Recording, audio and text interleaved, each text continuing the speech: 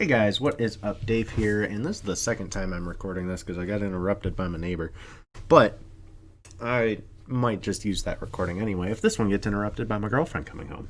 So today, I wanted to actually make a video rather than just a comment because this is a question I get a lot, is how do I hack these server-sided MMORPGs or these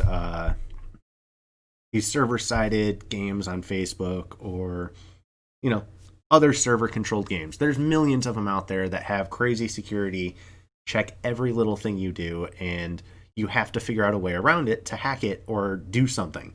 And I wanted to actually make a video about my response here rather than just, this comment, because a lot of people have asked me this question over the years. So these really, really giant games that have tens of millions of downloads, don't really even bother trying. Their security's so good. They're paying top security experts to make their anti-cheats. There's a reason even the VIP hacked APKs only have 2 features in them, because there's just not much that's possible with them. You might as well just do what I say right here, is make a bot for the game and automate something that's repetitive. That's what you might as well do in that situation. As far as maybe somewhat smaller games, you could apply some of the ideas that I mentioned here. So a lot of what it is when it comes to hacking these server-controlled games that have all these security checks and know exactly what you're doing is thinking outside of the box. And what I mean by thinking outside of the box isn't just like you're sitting next to the box. It's like a quarter-mile drag strip. You're done with the race and the box hasn't moved yet because it doesn't have an engine, so there's no point in it even trying to race down the track. That was a really stupid example. What am I talking about? Anyway, I hope I get to use this recording. That was so stupid. So when it comes to game hacking, game modding, a lot of the examples I use are Combat Arms, the Nitto games, and Racing Rivals, because they're the 3 games that I know the best when it comes to hacking games, that I learned a lot of what I know. And a lot of, especially with Nitto, a lot of what I learned from hacking those games can really be applied to newer games today, as far as thinking of ways to get around things that you want to get around, like security checks or just variable checks on a server. So the example I used when talking about thinking outside of the box is on 1320 Legends. It was an online drag racing game with a lot of security checks on the server side. We actually found a currency exploit using a functionality within the Teams function of the game. Teams had a combined banking system where you could actually deposit and withdraw money in-game. You'd use that combined team funds to race other teams. Winner takes the set amount agreed to.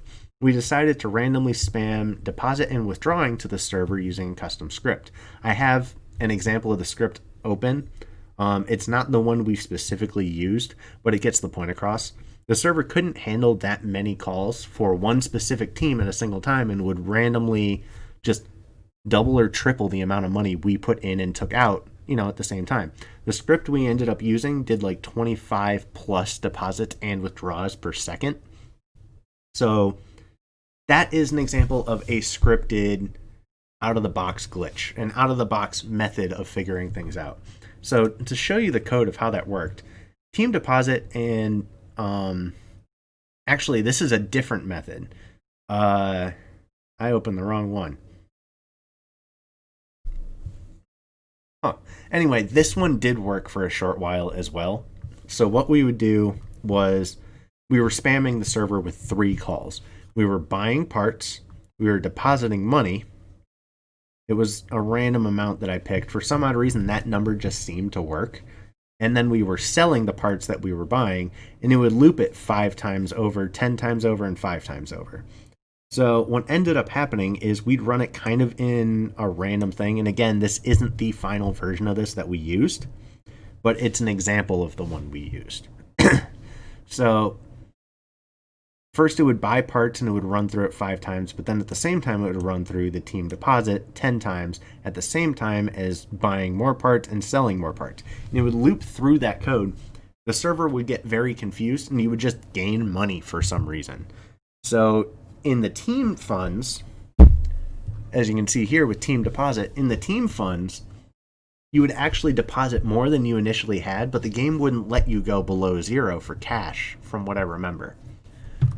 What are these buttons? These actually might have it. That's my old password. Don't try that. That'll work on some websites.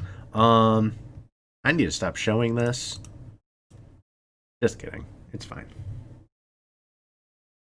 Anyway, so that's how that would work. It was an outside of the box way of thinking because you're doing something that doesn't even apply to buying and selling parts, which is depositing money to the team at the same time as buying and selling those car parts.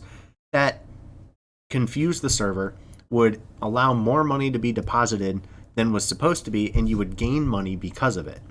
There were also other bugs that we had. Let me see if I can find them here. Hopefully I don't open anything else that has my password in it. Buy parts, deposit. So this was just a better version of it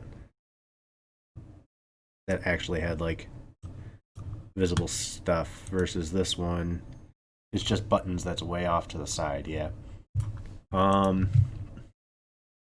going to open up a few just to see if I find what I'm looking for.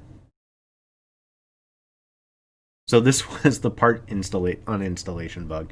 They forgot to have a security check for account ID to see if basically you owned the car you're uninstalling a part from. So we would uninstall people's parts from their car during races, which would invalidate the race, which would make the other person win. It was so much fun to mess with people with that, but it was also really mean. What's this one? Doesn't show. Doesn't show. So it's off to the side. That's right. Earn incentive. So this was just a method of making $300 in the game just over and over again. That one didn't work very well. Just trying to find some examples here. I remember this one. This was for buying the rare parts that weren't available anymore. Let me see here. Yeah, I have no idea where the actual script is, but let's go over the other option.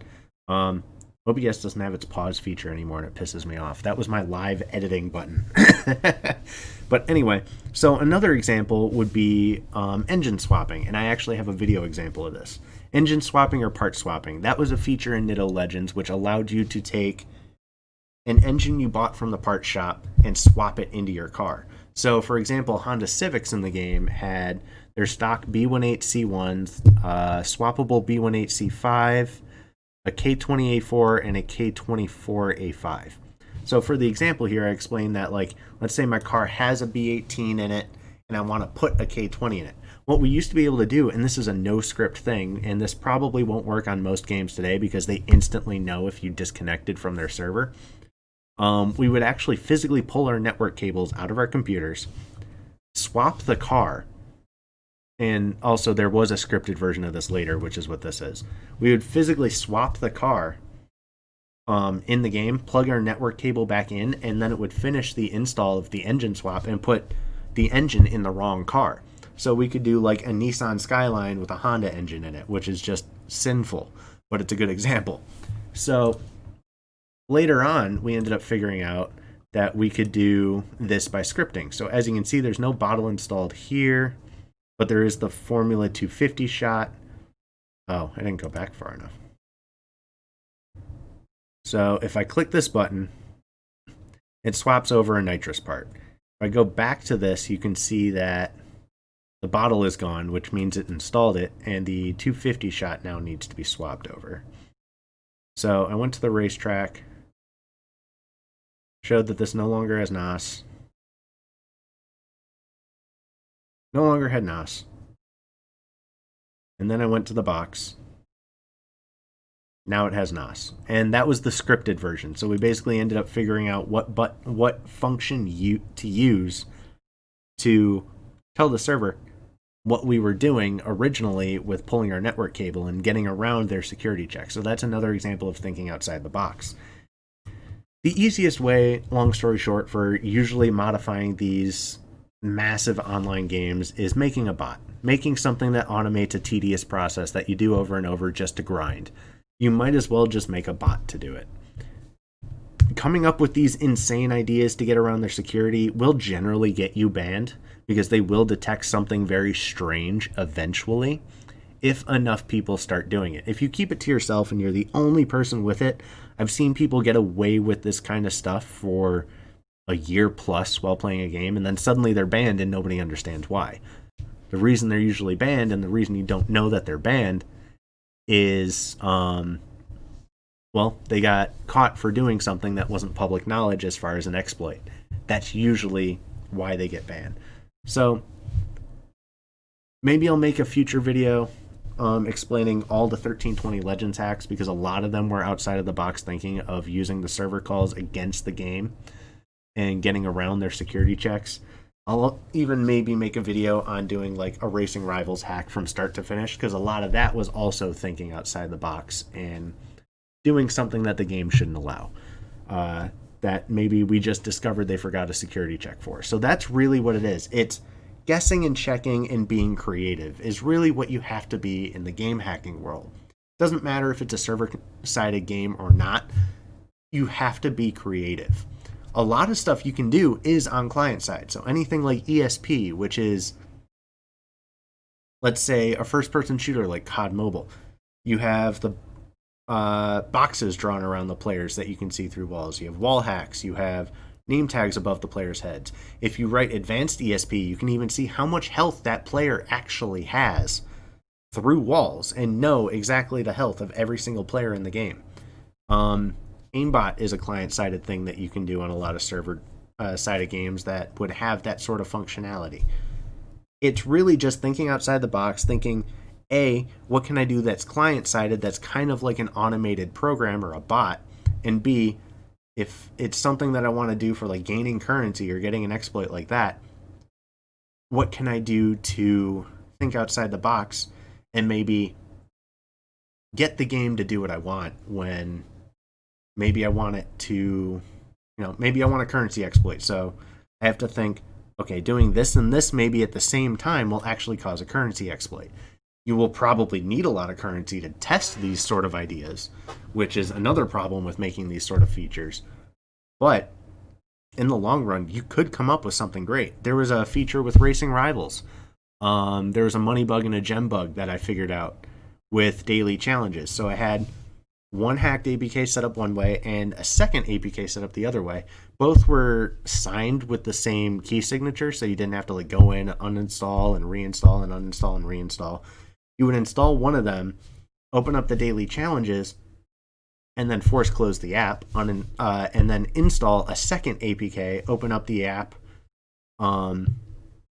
collect the daily challenges because it would think it was complete, close the app again, install the original APK, and that original APK would tell the server, hey,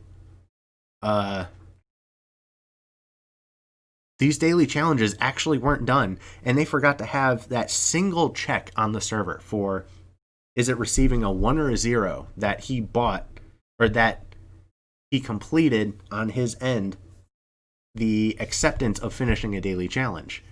And what ended up happening is, since we could send server to the 0, or the server the number 0 instead of 1 for saying we completed the challenges, that would make the server think we never completed the challenges, which would then allow us to swap in the other APK, which would be telling the server we did do it. So it's that kind of stuff you have to think outside the box. Eventually, like I said, I'll make another video that's going through all the Legend stuff, all the Racing Rival stuff.